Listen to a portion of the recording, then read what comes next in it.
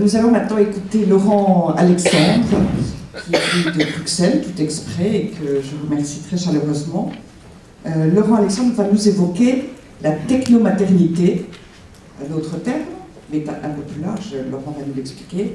Technomaternité et transhumanisme, puisque bien sûr, la GPA ne va pas toute seule, elle va dans une perspective. Alors quelques mots sur Laurent Alexandre. Laurent est chirurgien et urologue de formation, diplômé de Sciences Po Paris, d'HEC et de l'ENA. Après avoir créé A2D Conseil en 1994, Laurent Alexandre crée en 1995 Medcost, puis en 1999, Laurent a créé le site grand public de santé Doctissimo, qui a été racheté ensuite par le groupe Lagardère. Il a créé en 2004 DNA Vision, qu'il a racheté en 2010, et en 2013, Laurent a racheté un tiers du capital du journal La Tribune au groupe Immédiat. Voilà. Et parmi les publications de Laurent Alexandre, je citerai La mort de la mort, et également tout dernièrement La défaite du cancer, paru chez La Presse. Voilà, merci Laurent Alexandre de ta contribution. Merci Ludovine. C'est très gentil de m'avoir invité aujourd'hui puisque je ne partage pas les opinions de la salle. Je suis un libéral favorable à toutes les choses qui vous révulsent et dont vous avez parlé ce soir. Le transhumanisme, vous ne savez pas bien ce que c'est, mais c'est le cœur de votre problème. Et si je suis là ce soir alors que toutes vos positions sont contraires aux miennes, c'est parce que je pense qu'il faut qu'il y ait un débat sociétal sur ces questions aujourd'hui.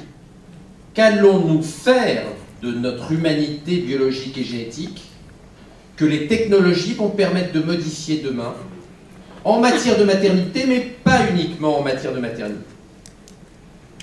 Bien sûr, c'est très compliqué de savoir ce qu'est le bien et le mal.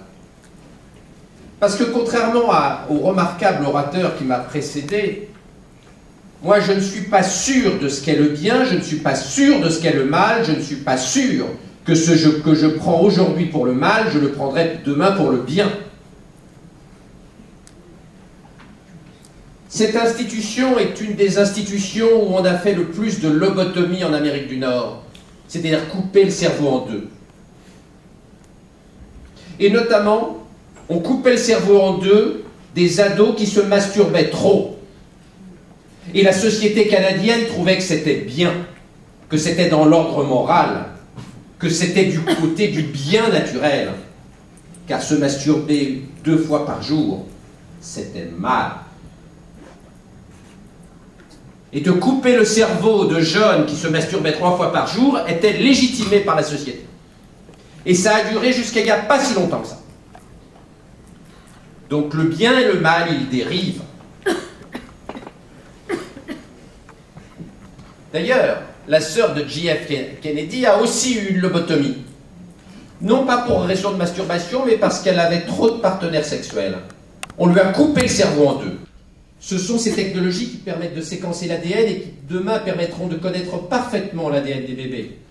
Ce sont ces technologies qui vont nous permettre de développer des neurotechnologies pour modifier notre fonctionnement cérébral dans les 20 ou 30 années qui viennent.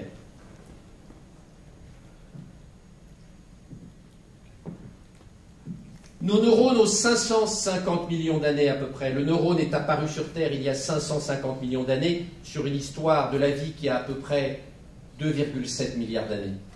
Le neurone est très ancien. Le transistor n'a que 60 ans. Et le transistor n'est pas très loin d'avoir atteint l'intelligence humaine, même s'il ne l'a pas encore atteint. L'objectif des transhumanistes de développer l'intelligence artificielle est en passe d'être réussi. Ça, c'est Gordon Moore. C'est lui qui avait prédit en 1965, un petit peu avant de créer les processeurs Intel, cette explosion de la puissance informatique. l'ENIAC faisait 350 opérations par seconde, le Tian 2, ordinateur le plus puissant au monde, en fait 33 millions de milliards à la seconde, et les premiers ordinateurs réalisant 1 milliard d'opérations par seconde seront inaugurés en 2019. Notre connaissance du cerveau est encore modeste, mais elle progresse très vite. Une médecine nouvelle, basée sur la connaissance des milliards d'informations de notre ADN, lire nos chromosomes, c'est 10 000 milliards d'informations. Et au passage, cela transforme la médecine en quelque chose qui est plus proche de l'astrophysique et de la physique nucléaire que de la médecine que j'ai appris en faculté de médecine.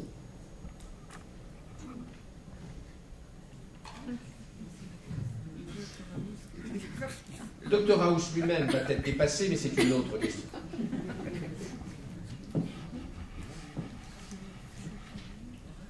Nous rentrons devant ce déluge de données dans un monde où les acteurs, comme les GAFA, les gens comme Google, entrent dans de plus en plus de nouveaux domaines, car il y a de plus en plus de données à traiter et cela dépasse de plus en plus les capacités humaines.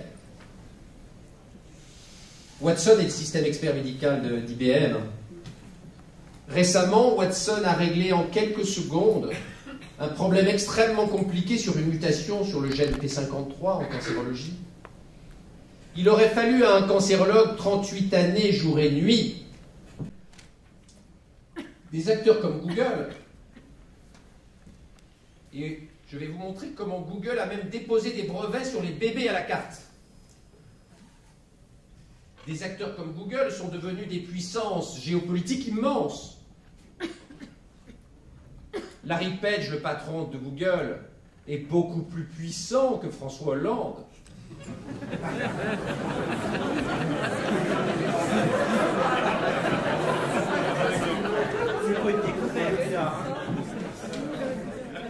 Ce sera la même chose avec Sarkozy ou Fillon.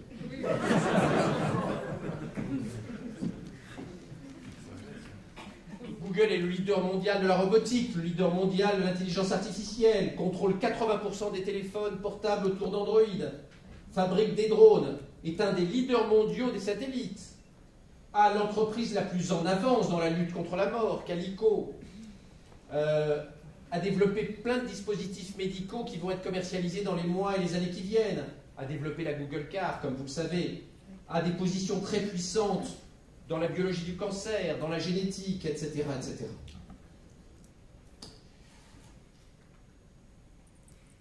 Cette pensée transhumaniste est une pensée démiurgique. Et la technomaternité est l'un des débouchés de cette pensée démiurgique. Développer l'intelligence artificielle et augmenter les capacités de l'homme, ça passe aussi par la modification de la maternité. Je passe rapidement sur les initiatives de Google, mais elles sont, s'il y en a que ça intéresse, je pourrais vous passer les slides. Et j'ai écrit une trentaine d'articles dans le journal Le Monde sur ce sujet-là que je peux vous envoyer en PDF. Cette pensée démiurgique,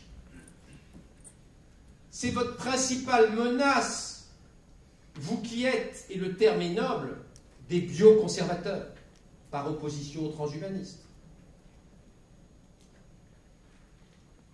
François Hollande n'est pas votre ennemi. C'est l'idéologie transhumaniste qui est votre ennemi.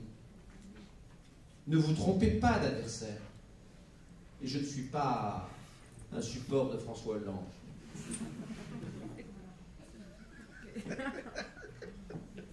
Pour la Silicon Valley, le cerveau, c'est un ordinateur fait de viande. Ray Kurzweil, le directeur du développement de Google, expliquait récemment en 2045 l'intelligence artificielle sera 1 milliard de fois plus puissante que la réunion des 8 milliards de cerveaux humains. Il expliquait comment nous utiliserons demain des nano-implants intracérébraux pour penser plus vite, en 2035, dans 20 ans. Aussi près de nous que la mort de François Mitterrand. Des nanocapteurs dans notre cerveau pour nous connecter plus vite à l'intelligence artificielle.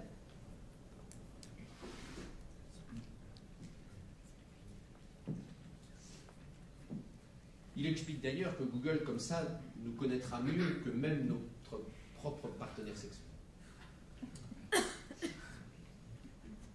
Sergey Brin expliqué récemment que Google fera bientôt des machines qui pensent, qui raisonnent et qui font les choses mieux que les hommes.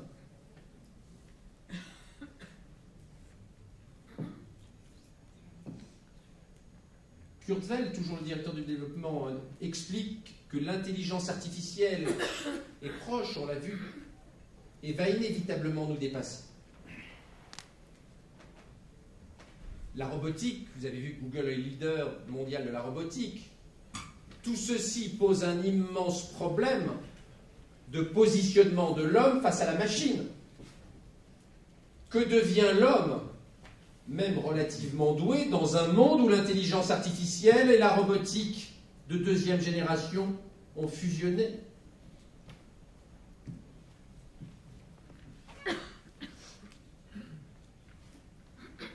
La chirurgie ne sera plus faite par des chirurgiens dans 15-20 ans. Et c'est un chirurgien qui parle.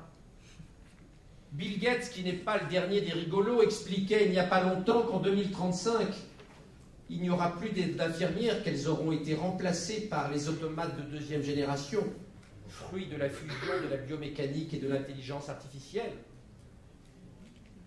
Le rapport la semaine dernière en Angleterre prévoit que la robotique va détruire en quelques années un tiers des emplois anglais.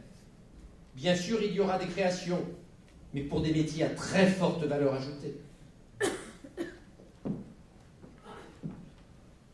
La réponse de la Silicon Valley à cette menace des machines intelligentes, c'est d'utiliser les neurotechnologies pour augmenter notre cerveau et de développer l'eugénisme. Et l'avenir de la technomaternité, c'est le bébé à la carte. C'est la sélection des embryons permis par la démocratisation extrêmement rapide de la lecture intégrale de l'ADN.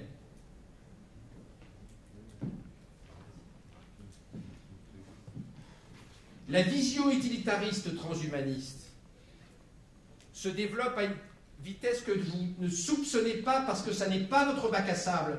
Et donc vous ne vous intéressez pas à cette grille de lecture parce que ce n'est pas la vôtre. Mais ce sont vos vrais ennemis. Et quand on veut lutter contre ces ennemis, il vaut mieux les connaître.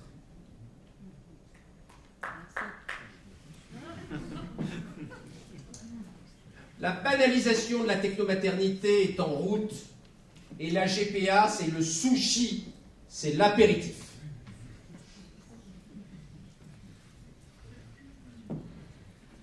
Vous avez vu que Facebook et Apple remboursent le stockage des embryons chez les femmes. Ce qui va permettre la sélection des embryons, bien évidemment. Les études montrent de plus en plus la répartition entre l'environnement et les caractéristiques génétiques sur nos capacités intellectuelles. Il y a un petit problème de slide. Et ça, je peux vous l'envoyer, c'est un brevet déposé par une filiale de Google, 23andMe, sur la sélection des bébés à la carte, pour faire des plus beaux bébés, plus intelligents, déposé par la femme du cofondateur de Google, Al Wojcicki, brevet US patente 8 543 339 B2. Le bébé à la carte, il est là, et les transhumanistes l'amènent sur un plateau. Ce sont des sujets dont vous devriez vous occuper, à mon avis, avec un peu plus d'acuité. Vous savez que jusqu'à présent, pour la trisomie 21, on faisait tardivement une amniosynthèse, avec des risques importants d'avoir un avortement non souhaité.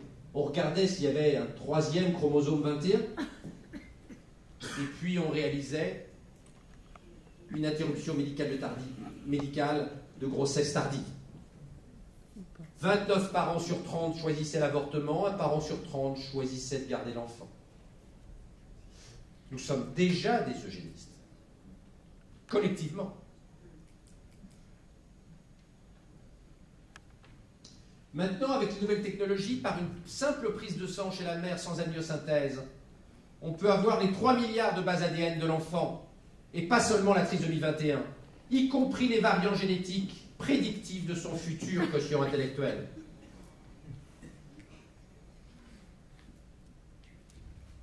Et dans les 12 semaines où l'avortement est légal, on n'est plus dans le cadre de l'IMG, on est dans le cadre de l'IVG.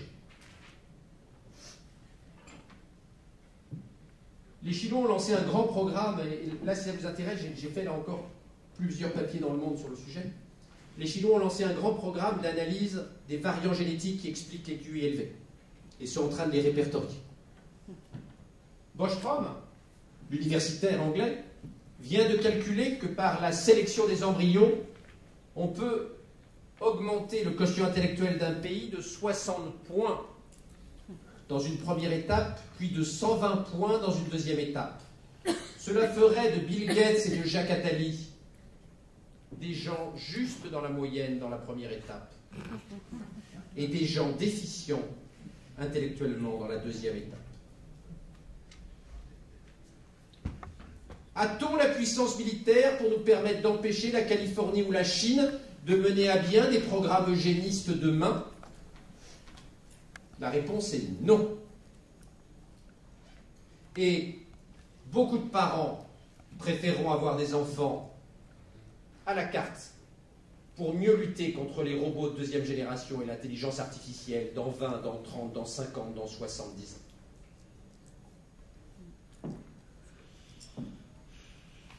Bien sûr, ici vous êtes majoritairement des gens de tradition chrétienne et anti-eugénistes. Mais si on prend la population française dans son ensemble, je le rappelle, 96 à 97% des trisomiques sont avortés. Et demain, quand il ne s'agira pas de sélectionner, entre guillemets, les mauvais gènes, mais de sélectionner les bons gènes, il y aura encore plus de parents favorables. Et aux États-Unis, 28% des Américains sont d'ores et déjà favorables à utiliser les technologies génétiques pour augmenter le quotient intellectuel de leur enfant. Et je vous laisse deviner ce qui se passerait aux 72% d'enfants qui n'auraient pas bénéficié de ce type de programme. Ils seraient au bout de quelques générations marginalisés. Ça va durer combien de temps? Vous voulez que j'arrête? Non. C'est un plan avec une durée. Non, allez-y. Les technologies permettant de modifier, non plus de sélectionner l'embryon, mais de modifier l'embryon sont maintenant au point. Les CRISP qui ont fait la couverture de Nature avec la réalisation de multiples manipulations génétiques sur ces deux singes il y a quelques mois, technique parfaitement transposable chez l'homme. Et là, il ne s'agit pas d'une manipulation génétique, mais d'un ensemble de manipulations génétiques. Les CRISP coûtent $12 à fabriquer par manipulation génétique. Le prix de 4 pains au chocolat. Bref, des questions éthiques multiples vont se poser. Je vais passer rapidement parce qu'il y a des gens qui trouvent que c'est trop long. Non. J'ai demandé combien de temps? Arrêtez de mentir, monsieur.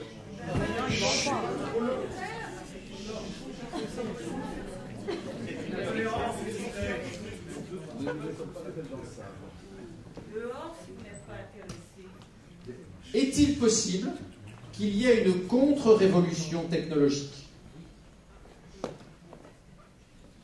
On voit bien que, par certains côtés, le monde qui se dessine ressemble à la science-fiction de notre enfance. Du meilleur des mondes, de Bienvenue à Gattaca, de 1984, de Minority Report.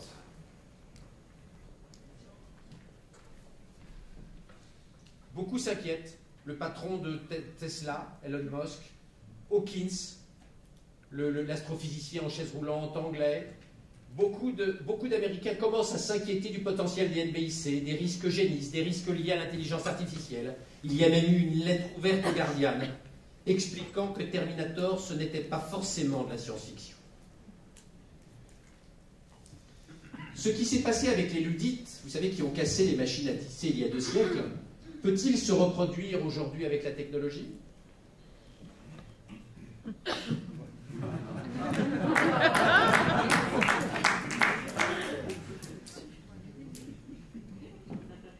Je ne sais pas.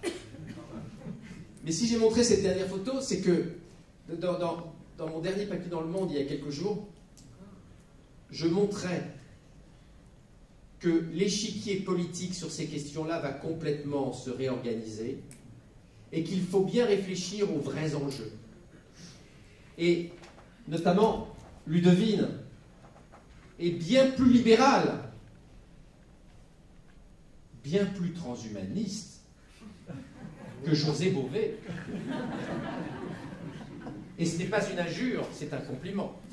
Vous savez que José Bové est contre la thérapie génique, pas seulement chez le maïs, mais aussi dans l'espèce humaine. Il est contre la fécondation in vitro chez les gens stériles, chez les hétérosexuels et chez les homosexuels, etc. Il est ultra bioconservateur. Demain, des gens d'extrême gauche du même parti seront à l'opposé.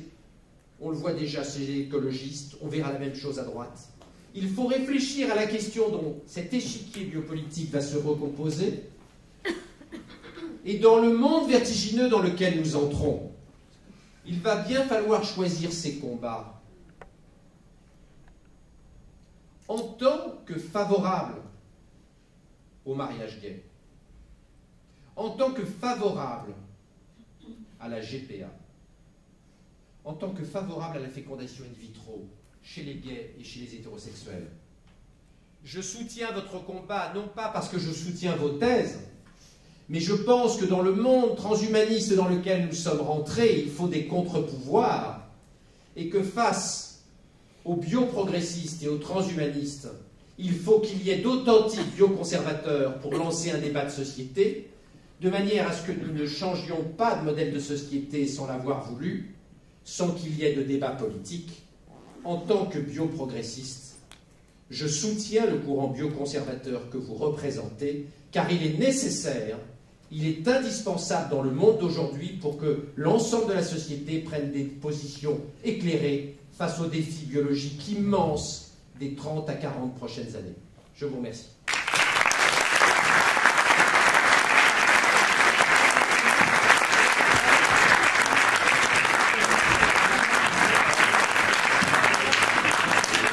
Vous avez les coordonnées si vous souhaitez sur les slides, si vous voulez récupérer les documents dont je vous ai parlé.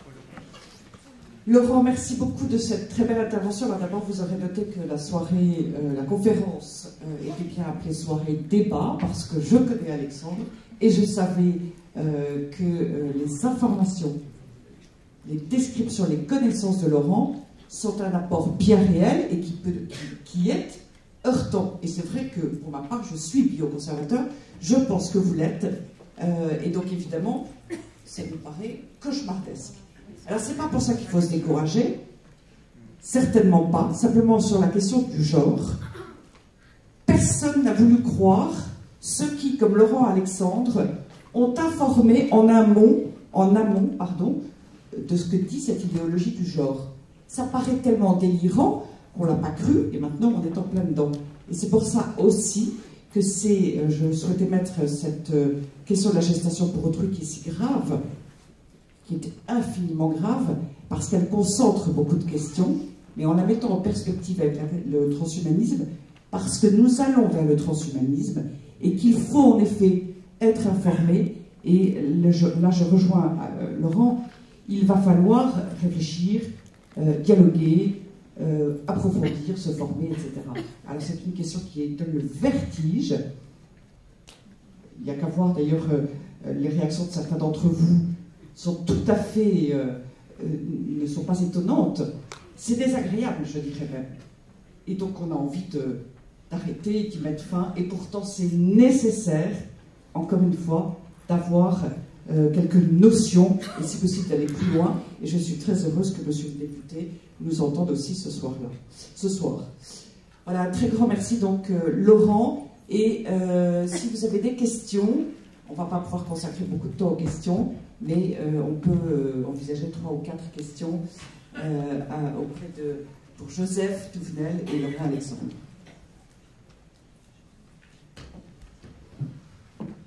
Merci. Monsieur Alexandre, vous avez parlé dans votre propos de l'évolution de la morale, avec une formulation affirmée et peut-être provocatrice, en me disant je ne sais pas aujourd'hui si le bien que je considère aujourd'hui, je le considère un mal, etc. Mais enfin, moi, ce que je constate quand même, c'est qu'on a tendance à vouloir calquer la morale sur l'évolution des pratiques et non plus vouloir adapter ces pratiques à des principes moraux. Bon. Je pense qu'on inverse un peu le processus de raisonnement. Ensuite, par rapport à tout ce que vous avez montré, bon, je ne suis pas un spécialiste, mais j'ai envie de penser que ce que vous nous exposez, un, bien sûr, existe, et deux, que les projections que vous faites pour le futur sont tout à fait pertinentes.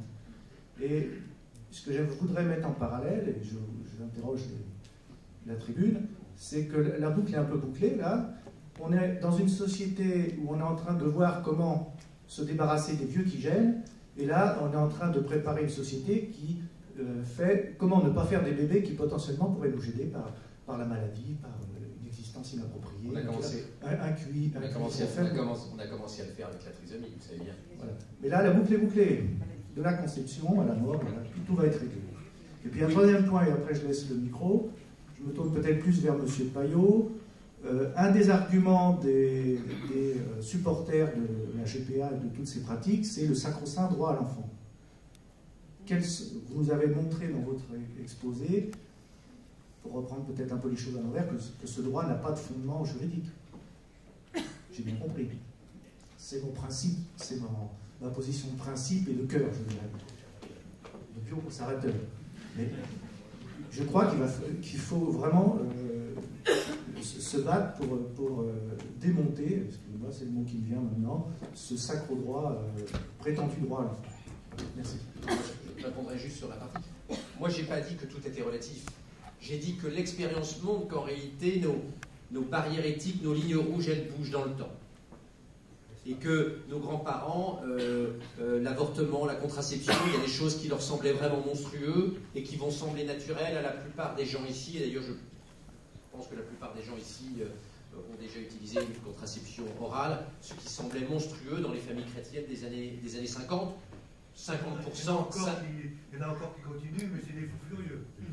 50% des enfants apparaissent hors mariage. Vous savez bien qu'on était banni de son village, il n'y a pas tant de temps que ça. Donc, effectivement, bien sûr qu'il y a des lignes rouges, mais elles ne sont pas faciles à déterminer parce qu'elles changent. Et donc, on a du mal à déterminer ce qui est vraiment, vraiment important. Je ne vais pas être provocateur, je vais vous dire ma conviction. L'immense majorité des gens ici seront favorables au mariage gay en 2025. C'est ma conviction. Et je pense que c'est pas un vrai combat. La GPA, c'est un vrai combat. Ceux qui ne sont pas d'accord, et qui dans 25 ans ne sont pas d'accord encore, ce seront des fous furieux. C'est pas ce que je dis. Mais j'ai dit que comme pour le Pax, il va y avoir une évolution sociologique qui va se faire progressivement. En revanche, manipuler l'embryon, le sélectionner, décider d'éradiquer la trisomie 21 comme notre société l'a fait implicitement, ça c'est des vraies questions morales. Pour moi, c'est davantage des vraies lignes rouges. Donc je ne sais pas où sera notre morale demain, mais je pense que le mariage gay n'est pas forcément l'enjeu le plus fort. Je pense que la manipulation de l'embryon, son intégrité, sur lequel vous ne travaillez pas tant que ça à l'heure actuelle, et je pense que vous avez tort, sont des sujets majeurs. Ça fait longtemps quand même que le professeur de Genève a généré une sacrée réflexion là-dessus. On vous entend moins sur ce sujet. Comment ? On vous entend moins collectivement sur ce sujet. Un petit mot pour compléter. Une réflexion d'abord sur les questions morales, puisqu'on en a beaucoup parlé, même si c'est le juriste qui intervient sur le sujet. Je voudrais quand même rappeler qu'à côté de la morale collective, qui se distingue elle-même de la morale véhiculée par les médias, existe la morale personnelle.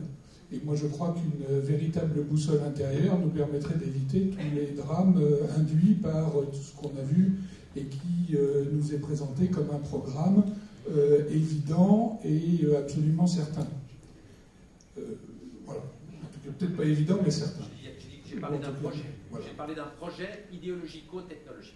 Alors quand on voit, ou quand on imagine les dégâts que ce meilleur des mondes peut induire, on est nous-mêmes évidemment appelés à participer à cette véritable révolution. Et elle commence par par l'application à nous-mêmes, chacun personnellement, de principes moraux. Et ça commence par là. Et ensuite, peut-être qu'effectivement, la société, qui à bien des égards est aveugle, eh bien, commencera à ouvrir un peu les yeux. Je voudrais répondre également à votre question concernant le droit à l'enfant. Le droit à l'enfant, ça n'existe pas. C'est une façon de parler, c'est un groupe de mots, une expression qui est utilisée pour justement dire ça n'existe pas et ça ne doit pas exister. Et on distingue le droit à l'enfant des droits de l'enfant. Et on dit qu'il n'y a pas de droit à l'enfant parce qu'en réalité, il n'existe que des droits de l'enfant. Et c'est une façon de remettre le curseur sur l'enfant. Comme pour extrapoler un petit peu le propos, on a envie de remettre le curseur sur l'homme. Et pas sur les techniques, qu'elles soient médicales ou qu'elles soient informatiques ou autres. Et c'est pourquoi j'en reviens à mon dada, même s'il a été évoqué aussi par notre ami syndicaliste, mon grand dada qui est ce principe de dignité. Outre la morale, je pense qu'il existe et qu'il doit y avoir des principes fondateurs de toute vie en société. Et bien précisément, le principe de dignité, il est là pour ça. Et il est là pour nous donner cette espèce de boussole collective dont nous avons manifestement plus que jamais besoin. Un simple exemple. Interdire la GPA. Très bien. Il y en a qui vont dans d'autres pays pour essayer et pour l'utiliser. Mais maintenir cet interdit de la GPA, ça nous permet quoi? Ça nous permet peut-être aussi de réfléchir pour trouver d'autres solutions. Pour éventuellement parvenir, par exemple, pour les femmes stériles qui ne peuvent pas porter un enfant, pas nécessairement stériles, mais en tout cas qui ne peuvent pas porter un enfant, d'une façon ou d'une autre, de quand même réussir à mettre en œuvre ce projet et d'une façon digne. Eh bien, à quoi a-t-on assisté il y a moins de 2 mois? À la première naissance d'un enfant issu d'un utérus greffé. Les greffes d'utérus, aujourd'hui, c'est possible. Alors, c'est extraordinaire. On a posé une barrière, on a posé un interdit, et l'esprit humain qui a ce génie se dit comment je vais contourner la barrière. Je peux aller en Californie pour faire de la GPA interdite en France, mais je peux essayer également d'utiliser mes neurones pour essayer de trouver une technique médicale qui, elle, est conforme à la dignité humaine. Mais c'est ça qui est merveilleux, et c'est ça qu'on doit faire.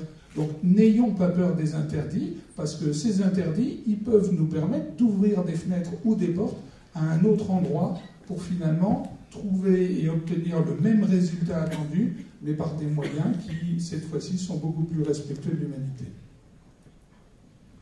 Des courtes questions, s'il vous plaît. Ouais, ça va être un peu compliqué. Juste, non, 2 secondes. Je suis fils d'une prostituée, résultat d'un viol. J'ai 3 frères qui ont été vendus dans les années 50 à je sais pas quoi. Moi, ce qui m'intéresse au travers de tout ce que vous avez dit, c'est la chose suivante. Il n'y a rien de nouveau sous le soleil. Ce qu'on évoque comme avenir, il y en a d'autres qui ont pensé dans les années pré-nazies. Il y avait exactement les mêmes ferments sur le plan culturel, sur le plan valeurs, etc. Donc, est-ce qu'on n'a pas la tentation chez l'homme de remplacer quelqu'un d'autre et puis de vouloir créer un monde, enfin un homme quand même supérieur, je sais pas quoi, un surhomme? Est-ce qu'il n'y a pas cette tentation? Et nous ne devons pas nous effrayer de cela. Les choses vont se radicaliser de plus en plus. Ne cherchons pas à se compromettre, c'est pas possible. On va être de plus en plus en phase de résistance, avec des moyens très puissants, mais c'est pas grave. À la fin, ça sera réglé. Merci beaucoup, et j'en profite pour vous saluer, vous qui êtes responsable de la Manif pour tous. Martinique, je ne dis pas de bêtises. Réunion, je demande pardon. Voilà, c'est très sympathique d'être avec nous ce soir.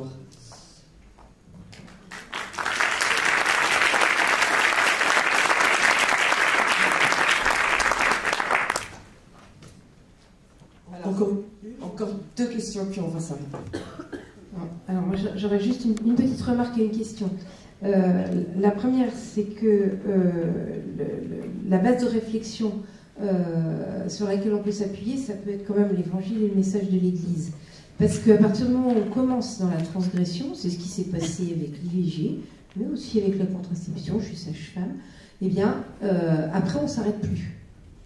Et que toutes les horreurs que monsieur nous a montrées sur ces diapositives, si on s'était arrêté à se dire le respect de la personne humaine, le respect de la vie, on n'aurait peut-être pas lobotomisé les gens pour des raisons pseudo-morales. C'était la remarque. Et la question, c'était, est-ce que par rapport à la GPA, on peut parler d'esclavage? Est-ce qu'on peut argumenter sur cette notion-là ou pas? Au sens juridique, oui, on peut. À partir du moment où on considère un être humain pour ce qu'il n'est pas, à savoir être un être humain, doué de cette dignité, du seul fait qu'il est un être humain. À partir du moment où on le réduit à une chose, capable d'être vendue, ou donnée, ou prêtée, on est dans de l'esclavage au sens strict du terme. Maintenant, il faut ouvrir les yeux et se rendre compte que cet esclavage, en fait, n'est qu'un passage au plan juridique pour cet enfant. Mais ensuite, la question, c'est quel regard je porte sur cet enfant? C'est ce que vous disiez tout à l'heure, docteur, c'est quel regard j'ai sur cet enfant? Et quand 2 enfants se trouvent ensemble, de quoi vont-ils discuter? Combien ça a coûté à tes parents? Je parlais de la mère, en fait. Mais pour la mère, le processus, la mère porteuse, le processus est le même également, c'est de l'esclavage au même titre que la prostitution est un esclavage. C'est vraiment exactement la même chose. Alors, il ne s'agit pas d'utilisation des organes génitaux, donc peut-être que l'impact moral pourrait donner l'impression d'être moindre, mais en réalité, il n'en est rien. Une personne est considérée comme une chose. Une femme n'existe que parce qu'elle est un utérus et qu'elle peut rendre un service. C'est une prestation. Je n'existe plus pour ce que je suis, mais pour ce que je propose. Oui, mais quand elle se vend elle-même, c'est ça l'argument qu'on nous rétorque. Même pour les prostituées qui disent, mais ça ne vous regarde pas, je vends mon corps et je suis d'accord. Donc c'est ça qui est... Voilà. Alors, le juriste peut répondre, et puis après le syndicaliste, il a aussi des choses à dire. Le juriste peut répondre. On a une vision de la dignité qui est objective en droit français. Souvenez-vous de cette histoire du lancer de nains qui a donné lieu à une jurisprudence très importante du Conseil d'État en 1995. C'était un fameux nain qui était casqué, qui avait des protections un peu partout, et il se produisait dans des boîtes de nuit, et le but du jeu, c'était de le lancer le plus loin possible. Et lui, il était ravi parce que c'était son boulot, c'était son activité professionnelle. Et le maire de la ville, Savigny-sur-Orge, a interdit ce lancer de nain dans sa commune. Il est allé devant le Conseil d'État qui a dit non, c'est contraire à la dignité. Le nain, la personne douée de nanisme, pardon de résumer ainsi, était persuadé que ce n'était pas contraire à sa dignité. Sa vision était d'une dignité subjective. Et le Conseil d'État a dit non, on est digne parce qu'on est être humain, et cette pratique-là est contraire à notre dignité. Et donc je crois que c'est important aussi de se rendre compte que la dignité ne correspond pas uniquement au regard qu'on a sur elle-même. Il y a une dignité objective qui résulte du seul fait que nous sommes des êtres humains. Ça, c'est important. J'aimerais poser une question, s'il vous plaît. Est-ce que l'avenir de l'humanité, et je m'adresse à vous 4 qui êtes là, parce que c'est très complémentaire ce que vous avez dit. D'abord, je remercie monsieur Laurent Alexandre, de sa démonstration qui est très claire et qui est très réelle, en fait. Est-ce que l'avenir de l'humanité passe par un homme parfait, où on est dans un rapport de force, avec quelqu'un qui pense 10 fois mieux, qui est 40 fois plus beau, qui sera superbe, bref, on aura en fait l'homme parfait, on va créer l'homme parfait. Est-ce que l'avenir de l'humanité, c'est de passer par un homme qui est parfait, mais attention, parfait aux yeux des hommes, pas parfait aux yeux de Dieu? Et là, je vais faire une différence. Est-ce que l'avenir de l'humanité passe par un homme parfait, superbe, un super robot, qui sera magnifique et qui finira, peut-être, par rejeter toute l'humanité, la tuer, rejeter l'humanité, parquer l'humanité, parce qu'il en aura les moyens, il en aura l'intelligence, il en aura la force, et finalement, toute l'humanité sera rejetée par sa créature, comme dans l'histoire de la Bible, l'humanité, l'homme a rejeté Dieu. C'est peut-être ça qui va nous arriver. Et là, dans tout ce que vous dites, vous n'avez pas parlé d'amour, vous avez parlé de rapport de force. Et on doit être dans un rapport d'amour. Et il est là le grain de sable. Et il est là ce qui nous sauvera, c'est l'amour. Voilà, je pense que c'est ça. Je pense qu'on arrive au bout de quelque chose d'extrêmement grave qui s'appelle l'Apocalypse, qui n'est pas la fin du monde, qui est un renouvellement, effectivement, qui est le basculement dans une autre étape. Et je crois que quand il est écrit dans la Bible, malheur aux femmes enceintes, on est complètement dans le sujet. On est complètement dans le sujet de l'utérus artificiel, qui, comme le disait le pédopsychiatre, effectivement, on n'aura plus de rapport, on aura un coefficient émotionnel nul, on aura une super créature nulle et sans amour qui détruira l'humanité. Et voilà pourquoi il y a autant de chrétiens ici, c'est parce qu'on est là pour rappeler, on est le levain dans la pâte, pour rappeler tout simplement que l'humanité et l'histoire de l'humanité, eh ben, c'est nous qui la mettons en garde en tant que chrétiens face à la Bible et en rappelant que Dieu est sur terre. Voilà. Merci. Et quoi qu'il arrive, cet homme serait-il parfait? Serait-il heureux? Tout simplement. Alors effectivement, vous avez évoqué la question de l'IVG. Moi je pense que la gestation pour autrui, alors il y a différentes étapes dans ce que nous décrivons ce soir, et c'est pour cela que nous nous sommes tant battus et que nous continuons à nous battre contre le mariage entre personnes de même sexe. La gestation pour autrui est également, fait partie du même sujet, est également un sujet majeur, et moi je crois que c'est en stoppant, ou en tout cas en provoquant le débat, en occupant l'espace public, et puis aussi l'espace politique, l'espace culturel, l'espace intellectuel, que nous médiaterons, et médiatique absolument, que nous conduirons nos concitoyens à s'interroger, et c'est ce qui est impératif, il faut se poser et réfléchir, la science d'ailleurs, et c'est le professeur Lejeune qui le disait, la science est l'arbre du bien et du mal, et pour que dans la science et dans ses progrès, nous choisissions le bien, ce qui est au service de l'homme et du bien commun, et non pas, effectivement, ce qui, au contraire, détruira l'humanité.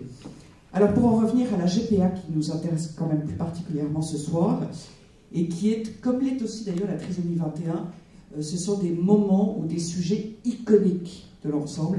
Vous avez souvent cité la trisomie 21, elle est iconique de la question de l'eugénisme, et la GPA l'est aussi à d'autres égards. Alors, nous allons lancer demain, puisque demain c'est la 25e le 25e anniversaire de la Convention internationale des droits de l'enfant. Je vous annonce comme ça, mais je le fais très simplement, que demain, nous lançons, avec d'autres associations, une initiative internationale pour engager l'Europe contre la gestation pour autrui, pour son interdiction, et son interdiction effective et réelle. Voilà, donc vous en saurez plus demain, puisque c'est ça.